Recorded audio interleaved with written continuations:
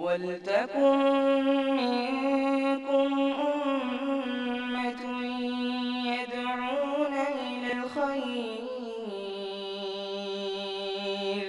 وَيَأْمُرُونَ بِالْمَعْرُوفِ وَيَنْهَوْنَ عَنِ الْمُنكَرِ وَأُولَٰئِكَ هُمُ الْمُفْلِحُونَ.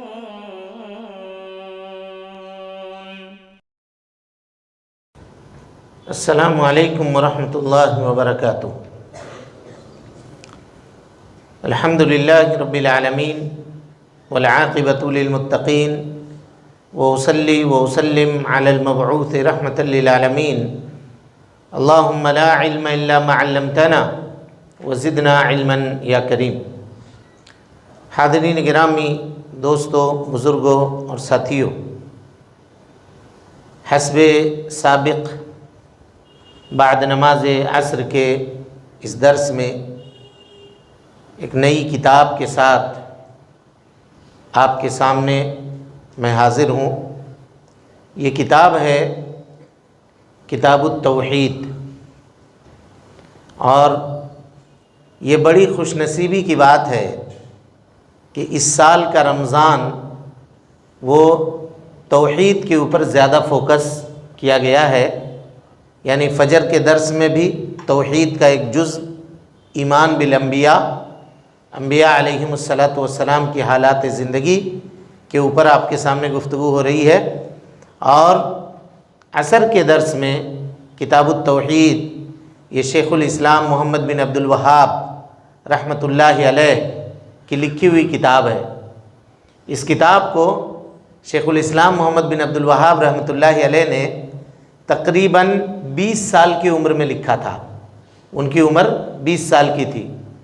بصرہ گئے تھے عراق میں، تو وہاں دیکھا کہ لوگ کفر و شرک کے اندر مبتلا ہیں، قبر پرستی ہو رہی ہے، لوگ اللہ رب العالمین کی توحید کو بھول چکے ہیں، فراموش کر چکے ہیں.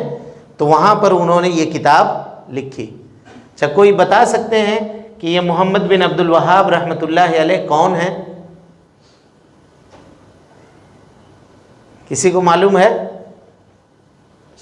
کون ہے محمد بن عبد الوہاب رحمۃ اللہ علیہ؟ کہ مصنف ہیں. صحیح بات. ان کی ایک کتاب ہے اصول ثلاثہ، جو یہاں پڑھائی جاتی ہے بعد نماز عصر خالی دنوں کے اندر. اور کوئی بتائیے کون ہے محمد بن عبد الوہاب رحمۃ اللہ علیہ؟ بڑا مسئلہ ہے، اسی وجہ سے اس کتاب کو رکھا گیا کہ آپ کے سامنے اس کتاب کو پڑھائی جائے. اچھا، ہم لوگ سب عام طور پہ کیا ہیں؟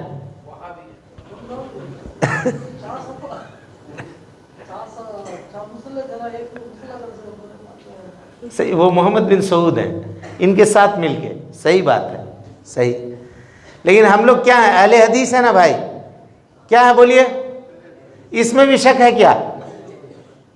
بولیے، زور سے بولیے، ذرا جم کے بولیے. اہل حدیث ہیں. اہل حدیث کو دوسرے لوگ چڑھانے کے لیے کیا نام رکھتے ہیں؟ وہابی بولتے ہیں نا، وہابی. وہ وہابی جو نسبت کرتے ہیں نا، وہ انہی کی طرف کرتے ہیں. حالانکہ ان کا نام محمد ہے. اگر نسبت ان کے طرف کرتے بھی ہیں تو ہم لوگوں کو محمدی کہنا چاہیے. لیکن ان کے ابا کا نام کیا ہے؟ محمد بن عبد الوہاب. عبد الوہاب کی طرف، ان کے والد کی طرف نسبت کر کے ہم لوگوں کو وہابی کہتے ہیں.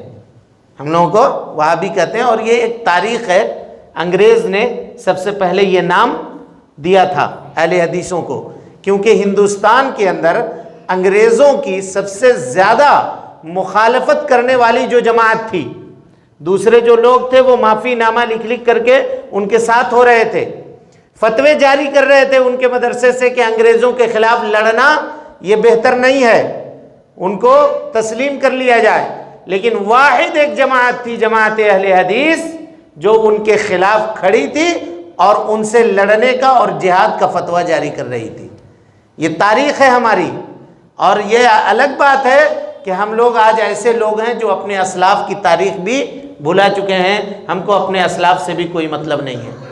تو یہ اللہ کا بڑا کرم ہے کہ مسجد کے کمیٹی کے افراد نے یہ فیصلہ کیا کہ شیخ الاسلام محمد بن عبد الوہاب رحمۃ اللہ علیہ کی لکھی ہوئی کتاب التوحید کا درس بعد نماز عصر رمضان المبارک میں آپ کے سامنے رکھا جائے، تاکہ ہم یہ جان سکیں، سمجھ سکیں کہ توحید ہے کیا چیز۔ آج کل کے زمانے میں لوگ توحید پہ گفتگو نہیں کرتے عام طور پہ، اور اہل حدیثوں کو تو الا ماشاء اللہ چھوڑ دیجئے، وہ لوگ یہ سمجھتے ہیں کہ ہم قبر پرستی نہیں کرتے، مزار پہ نہیں جاتے، چادر نہیں چڑھاتے، بس ہم ٹناٹن موحد ہیں، ایک دم کنکریٹ ہے ہمارا معاملہ، ہم توحید کو اب جاننے اور سیکھنے کی ضرورت نہیں ہے۔ یہ ہم لوگوں کا حال ہے۔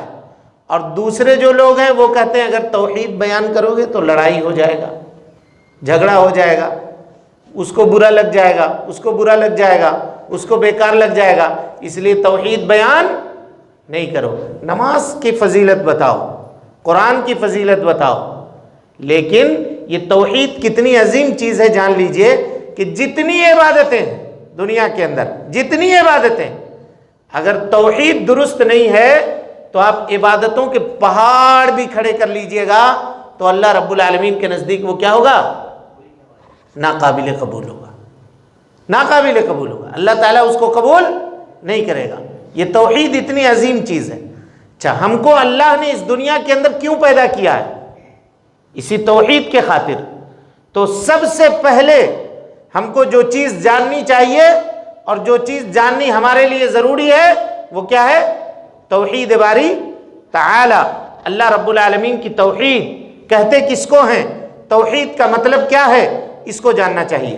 اور اس کی اہمیت کا اندازہ آپ لگائیے، اللہ کے نبی جناب محمد رسول اللہ صلی اللہ علیہ وسلم، کچھ لوگ کہتے ہیں کہ 10 سال، کچھ لوگ کہتے ہیں 13 سال، نہیں بھائی، اللہ کے نبی صلی اللہ علیہ وسلم اپنی نبوت کی پوری زندگی 23 سال مکہ میں اور مدینہ میں توحید بیان کرنے میں آپ نے صرف کر دیا۔ 23 سال، آخری وقت ہے، آخری وقت ہے، سکرات کے اندر مبتلا ہیں، اس وقت بھی آپ توحید بیان کر رہے ہیں، کہہ رہے ہیں لعن اللہ الیہود والنصارى، یہود و نصارہ کے اوپر اللہ کی لعنت ہو، اتخذوا قبور انبیائہم مساجدا، کہ ان لوگوں نے اپنے انبیاء کے قبروں کو کیا کیا؟ سجدہ گاہ بنا لیا، مسجد بنا لیا۔ لوگوں میں تم کو انی احذر ما صنعوا، لوگوں میں تمہیں ڈراتا ہوں کہ ان لوگوں نے جیسا عمل کیا ہے تم ویسا عمل مت کرنا۔ آخری وقت میں اللہ کے نبی صلی اللہ علیہ وسلم کا یہ فرمان ہے، پوری زندگی آپ نے لگا دی توحید بیان کرنے میں، اور کہیں پر توحید سے کمپرمائز اور سمجھوتا نہیں کیا۔ با مسلمان اللہ اللہ، با برہمن رام رام، یہ معاملہ کبھی بھی اللہ کے نبی صلی اللہ علیہ وسلم نے اپنی زندگی کے اندر نہیں کیا، ورنہ آفر آیا تھا، اے اللہ کے نبی صلی اللہ علیہ وسلم کچھ دن آپ میرے معبودوں کی عبادت کر لیجئے، کچھ دن ہم آپ کے معبودوں کی عبادت کر لیں گے، دونوں برابر برابر۔ آیت نازل ہوئی، قل یا ایھا الکافرون لا اعبد ما تعبدون، تم جس کی عبادت کرتے ہو اس کی میں عبادت نہیں کر سکتا، ولا انتم عابدون ما اعبد، اور جس کی میں عبادت کرتا ہوں اس کی تم عبادت نہیں کر سکتے، لکم دینکم ولی دین، تمہارے لیے تمہارا راستہ، میرے لیے میرا راستہ۔ آج لوگ کمپرمائز کرتے ہیں، ارے کمپرمائز کر لو، کمپرمائز کر لو، توحید میں کوئی کمپرمائز نہیں ہے، توحید بالکل مضبوط ہونا چاہیے۔ اگر اس کے اندر ذرا سی بھی خامی ہوئی، خلل ہوئی، لچک ہوئی تو آدمی دائرے اسلام سے خارج ہو جاتا ہے۔ اس کی ایک مثال آپ کے سامنے بیان کرتا ہوں۔ گزشتہ زمانے میں 2 لوگ تھے، 2 لوگ سفر کر کے جا رہے تھے، صحیح روایت، سفر کر کے جا رہے تھے، ایک گھاٹی سے، پہاڑ کے درمیان کے ایک راستے سے ان کا گزر ہوا، وہاں پر ایک بت رکھا ہوا تھا۔ کیا رکھا ہوا تھا؟ بت ایک رکھا ہوا تھا۔ جب یہ لوگ وہاں پہنچے تو وہاں پہ بت والوں نے ان کو روک لیا، کہا رکو، ہمارے معبودوں کے لیے کچھ چڑھاوا چڑھاؤ، اگر چڑھاؤ گے تب ہم یہاں سے تم کو گزرنے دیں گے، نہیں تو گزرنے نہیں دیں گے۔ ایک نے کہا کہ یہ ہماری شریعت میں حرام ہے، ہم غیر اللہ کے لیے چڑھاوا نہیں چڑھا سکتے، پرشادی نہیں لگا سکتے، غیر اللہ کے لیے اس کے چرنوں میں کھانا ارپن نہیں کر سکتے، ہاں نہیں کر سکتے یہ کام. ان لوگوں نے اس کو قتل کر دیا، مار دیا. وہ آدمی جنت گیا اپنی توحید کی بدولت. دوسرا جو شخص تھا اس نے کہا کہ بھائی میرے پاس چڑھاوا تو میں چڑھا دیتا، لیکن میرے پاس چڑھانے کے لیے کچھ نہیں ہے، کچھ بھی نہیں ہے. کہا قرب ولو ذبابۃ، چڑھاوا چڑھاؤ اگرچہ ایک مکھی ہی کیوں نہ ہو. اس نے کیا کی، ایک مکھی ماری اور مارنے کے بعد چڑھاوا چڑھا دیا. حالانکہ اس مکھی سے اس بت کو کیا فائدہ ہوگا، لیکن انسان کا عقیدہ دیکھیے. جب اس نے یہ کیا اور مرا جب، تو کہاں گیا؟ جہنم میں گیا. ایک مکھی کی وجہ سے. یہ توحید ہے. ایک مکھی کی وجہ سے ایک آدمی کہاں چلا گیا؟ جنت چلا گیا. اور چڑھاوا نہ چڑھانے کی وجہ سے ایک آدمی کہاں گیا؟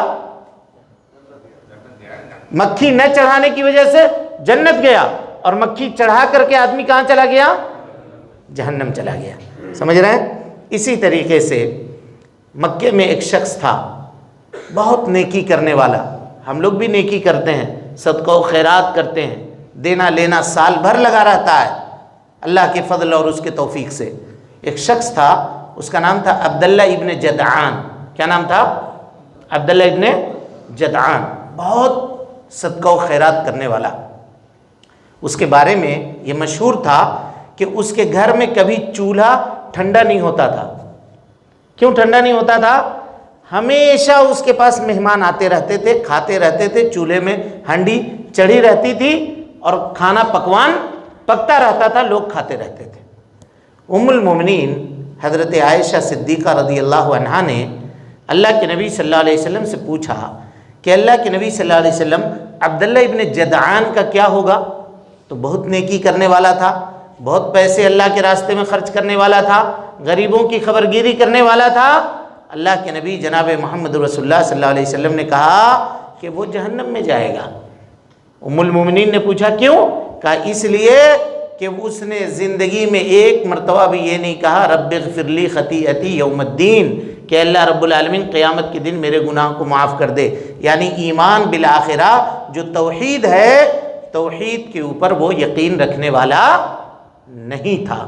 چاہے جتنا بھی نیکی کر لے، توحید اگر نہیں ہے تو کوئی فائدہ اس کو ہونے والا نہیں ہے. توحید کی اہمیت کا اندازہ ہوا. ابھی اس کی اہمیت کا اندازہ آپ اس بات سے بھی لگائیے کہ اللہ کے نبی جناب محمد رسول اللہ صلی اللہ علیہ وسلم نے سب سے پہلے اپنی دعوت کی آغاز کہاں سے کی؟ مکہ المکرمہ سے کی.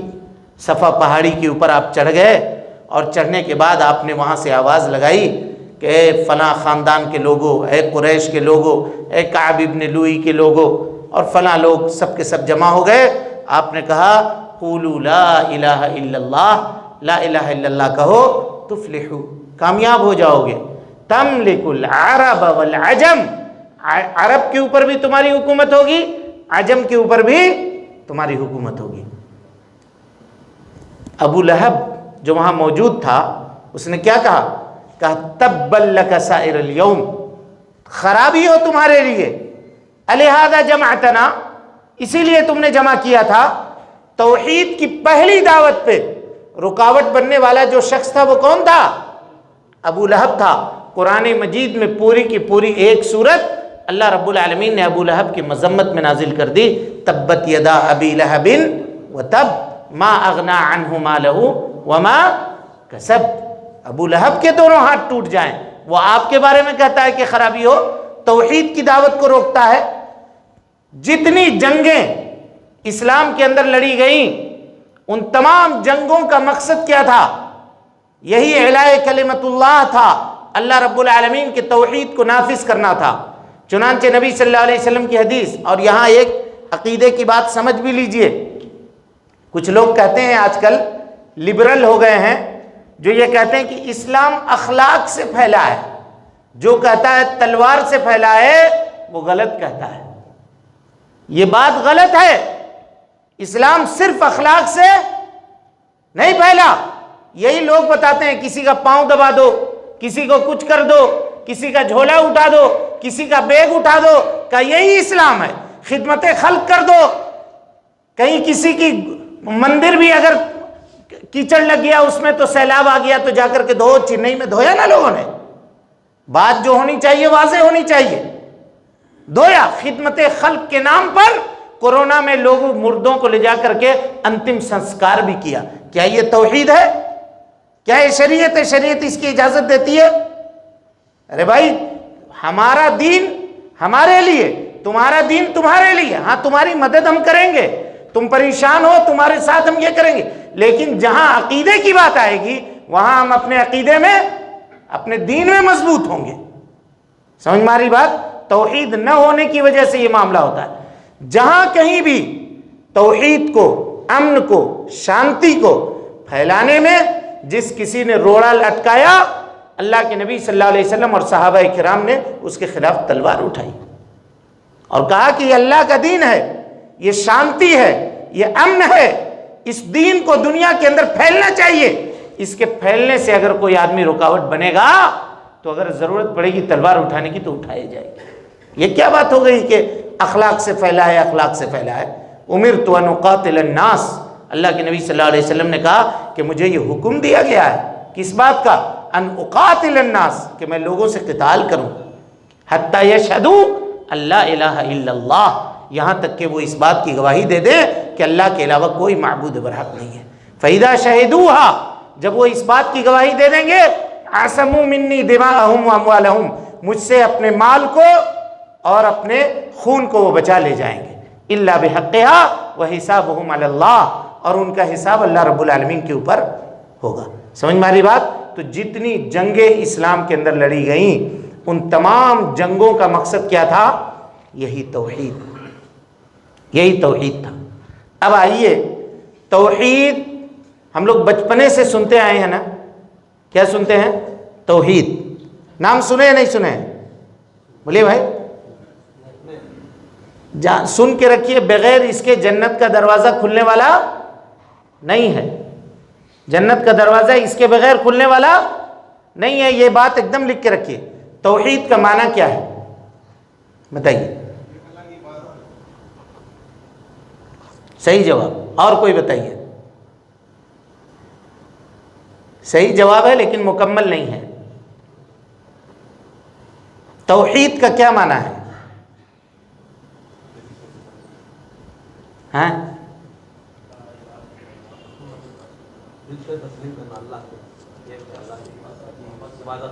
ہاں، لگ بھگ جواب ٹھیک ہے لیکن مکمل جواب نہیں ہے۔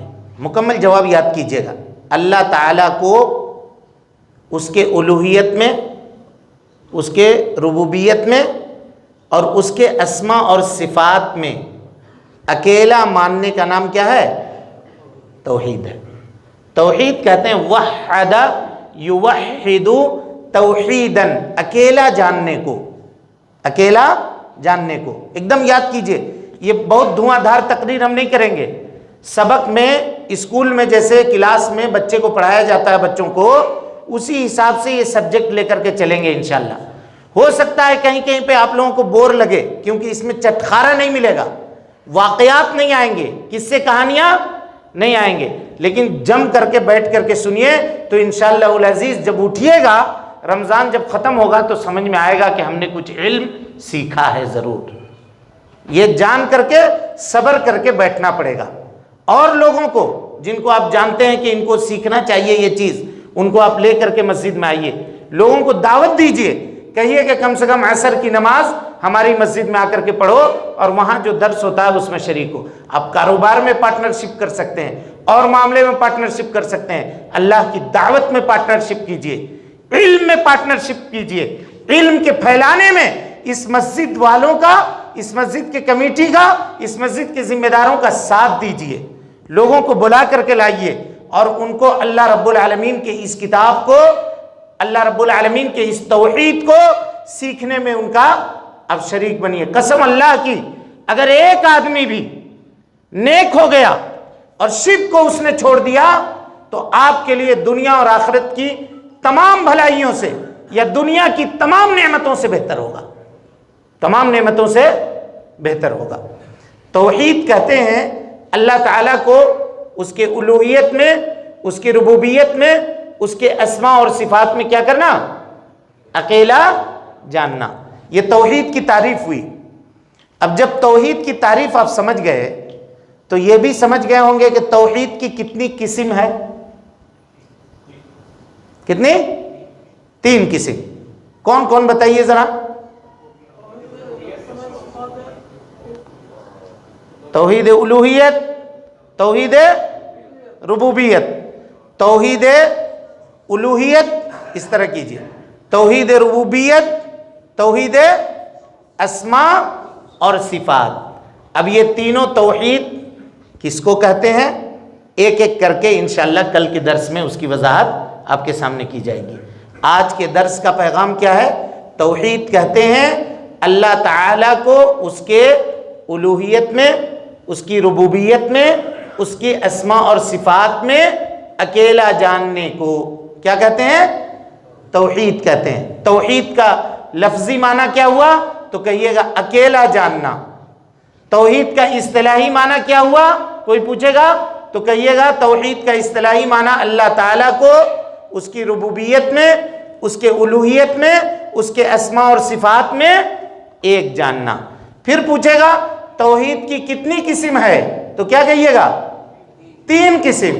توحید ربوبیت، توحید الوہیت، توحید اسماء و صفات. اب ان 3 چیزوں کو، یہ 2 سبق یاد رکھیے. کل پھر اس کو ہم آپ کے سامنے دہرائیں گے اور اس کے خلاصہ آپ کے سامنے بیان کرنے کی کوشش کریں گے. اللہ رب العالمین سے دعا ہے کہ اللہ تعالی ہمیں اور آپ کو حسن عمل کی توفیق دے. رب العالمین ہم سب کی اصلاح فرمائے، ہم سب کی نیکیوں کو قبول کرے، سیئات سے درگزر فرمائے. اللہ رب العالمین ہم سب کے روزوں کو اللہ رب العالمین قبول فرما لے. اے اللہ تراویح کی نمازوں کو قبول فرما لے. اے اللہ ہم سب کے گردنوں کو جہنم سے آزاد کر دے. اے اللہ ہمارے جو رشتہ دار، خیش و اقارب اے اللہ دنیا سے رخصت ہو گئے، اے اللہ رب العالمین تو ان کو معاف فرما دے. اے اللہ رب العالمین ان کو معاف فرما دے. اے اللہ ان کی مغفرت فرما دے. اے اللہ رب العالمین جو لوگ زندہ ہیں اے اللہ ان کو ایمان اور صحت کی زندگی نصیب فرما دے. اے اللہ رب العالمین ہم میں سے جو لوگ بیمار ہیں ان کی بیماریوں کو دور فرما دے. اے اللہ ہم میں سے جو لوگ حاجت مند ہیں اے اللہ جس کسی کی جیسی بھی حاجت ہو اے اللہ رب العالمین اس مبارک مہینے میں تو اس کی حاجت اور ضرورت کو پورا فرما دے. اے اللہ ہم سب محتاج ہیں، اے اللہ ہم سب کی محتاجی کو دور فرما دے. اے اللہ ہم سب پریشان حال ہیں، رب العالمین ہم سب کی پریشانیوں کو دور فرما دے. اے اللہ رب العالمین ہم سب کے جائز ضرورتوں کو پورا فرما دے. اے اللہ ہم سب پر اپنی رحمت کی چادر کو عام فرما دے. اے اللہ جب تک زندہ رکھ، دین اسلام پہ زندہ رکھ، اور جب اٹھا ایمان پہ اٹھا. آمین. وآخر دعوانا ان الحمدللہ رب العالمین.